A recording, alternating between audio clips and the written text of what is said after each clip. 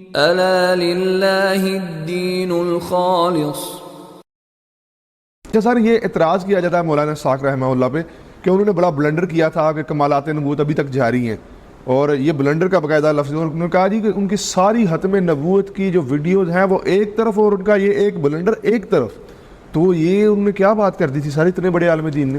دیکھیے بات وہی پھر سے آ جاتی ہے، اچھا آدمی جس میدان کا نہ ہو اس میدان میں اسے قدم نہیں رکھنا چاہیے. ٹھیک ہے. یہ سارے لوگ جو ہیں ختم نبوت ایک جہاں علمی مسئلہ ہے، تحقیقی مسئلہ ہے، وہاں اس کے ساتھ مسلمانوں کے جذبات بھی وابستہ ہیں. جی جی. مسلمان چاہتے ہیں کہ اس کے اوپر ایسی کوئی بات ہی نہ کی جائے، نہ سنی جائے کہ جس کی بنا پر ہمیں معمولی سا بھی کوئی شائبہ ہو کہ ختم نبوت کی طرف کوئی اور پرچھائی آ رہی ہے. ٹھیک ہے. تو مولانا اسحاق مرحوم نے جو کچھ کہا وہ سارے خطبات کے پس منظر میں دیکھنا چاہیے. ایک بات.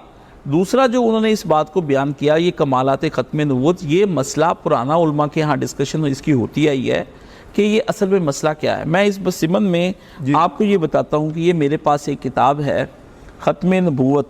یہ حضرت مولانا مفتی محمد شفیع صاحب مرحوم مفتی اعظم پاکستان ہے اور مکتبہ معارف القرآن کراچی سے چھپی ہے، اور مولانا مفتی محمد تقی عثمانی اور مولانا مفتی رفیع عثمانی دونوں صاحبان جو ہیں اللہ ان کو سلامت رکھے، ہمارے سر کے تاج علماء ہیں، ان کے والد گرامی نے یہ کتاب لکھی اور یہ مولانا نے مجھے باقاعدہ طور پر پڑھائی.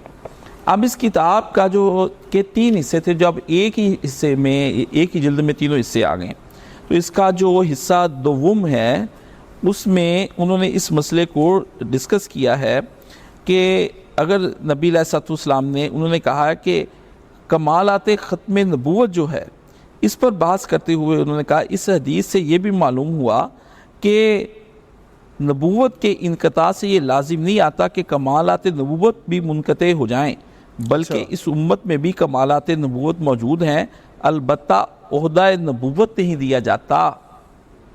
اب ایک آدمی منصب نبوت اور کمالات ختم نبوت میں فرق نہیں کر پا رہا تو یہ اس کے ذہن کی بلیدگی ہے. یہ اس کے ذہن کی بلیدگی کو آپ سمجھتے ہیں؟ یعنی وہ بلید الفہم ہے اس بارے میں نا. اس کو تحمل سے سوچنا چاہیے، اسے جا کے ڈسکس کرنا چاہیے، اسے پوچھنا چاہیے. اور اس پہ دلائل ہے، میں جمعہ پڑھانا چاہتا تھا اس پہ اپنے استاد جی کی طرف سے. یہ نور پوری اور اس کے استاد نے مل کر یہ ایسی باتیں لکھی ہیں کہیں ہیں جن کے غلط مفہوم پہنائے جاتے ہیں. تو یہ ویسے ہی ہے جیسے اہل حدیث حنفیوں کی باتوں کو غلط مفہوم پہناتے ہیں اور وہ ان کی باتوں کو پہناتے غیر مقلدین کی، اور یہ سب فرقے ایک دوسرے کی پہناتے ہیں. مولانا مرحوم نے اس کے بارے میں انہوں نے یہ بھی لکھا، الحاصل اس امت کے فضلاء کمالات نبوت سے محروم نہیں بلکہ کمالات نبوت میں سے ان کو وافر حصہ ملا ہے. اچھا. البتہ آپ علیہ السلام کی نبوت چونکہ قیامت تک باقی ہے اور قائم ہے، اس کے ہوتے ہوئے کسی دوسرے کو عہدہ نبوت دینے کی نہ ضرورت ہے اور نہ مناسب ہے، کیونکہ آپ کی نبوت قائم ہوتے ہوئے کسی کو عہدہ نبوت دینا آپ کی کسر شان ہے، اس لیے عہدہ نبوت کسی کو نہیں دیا گیا. اس پر انہوں نے کہا کہ اس بیان سے قادیانی مکر کی بھی حقیقت کھل گئی، جس کو وہ مسلمانوں کے سامنے خوبصورت بنا کر پیش کرتے ہیں کہ اگر بالکل نبوت کا انقطاع تسلیم کر لیا جائے تو اس امت مرحومہ کی سخت توہین ہوگی اور ساری امتیں ہمیشہ نبوت کا شرف پاتی رہیں گی، اس سے محروم ہو جائیں گے. یہ اس پر ایک مستقلاً بحث ہے. اب آپ نے کمالات ختم نبوت کا مطلب یہ لے لیا کہ عہدہ نبوت جو ہے وہ خالی ہے، تشریح غیر تشریح کے بارے میں آپ چلے گئے. بھئی بات تو سیدھی سی تھی، کمالات ختم نبوت سے مراد یہ ہے کہ مبشرات کا دروازہ کھلا ہے، بشارتیں ہوتی رہیں گی، کسی کو اچھا خواب آ گیا، لیکن وہ خواب حجت نہ اس پر ہے نہ دوسرے پر ہے، جو اصل مسئلہ ہے. بالکل یہ بات کسی کا کشف نہ اس پر حجت ہے نہ کسی دوسرے پہ کشف حجت ہے، کسی کی کرامت نہ اس پر حجت ہے نہ کسی دوسرے پر حجت ہے، اور کسی کا مقبول دعا ہونا یہ بھی حجت نہیں ہے. مستجاب الدعوات ہونا کیسے؟ شیطان کی دعا اللہ نے قبول کی، قرآن مجید میں آتا ہے کہ مجھے آپ مہلت دیجئے کہ میں قیامت تک زندہ رہوں، اور ان لوگوں کو اللہ نے کہا کہ بالکل.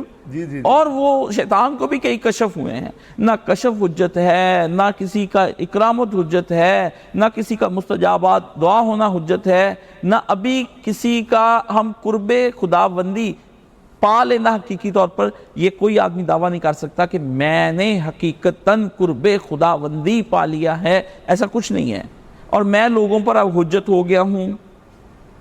یہ رسول اللہ صلی اللہ علیہ وآلہ وسلم کی ذات عالیہ کے بعد کوئی شخص کسی پر کسی کا کلام، کسی کا فعل، دونوں چیزیں کسی پر حجت نہیں. نہ کوئی آدمی اگر دعویٰ ایسا کرتا ہے تو وہ آدمی جو ہے اس کو اہل اسلام اور مسلمانوں کے علماء نبٹنا جانتے ہیں.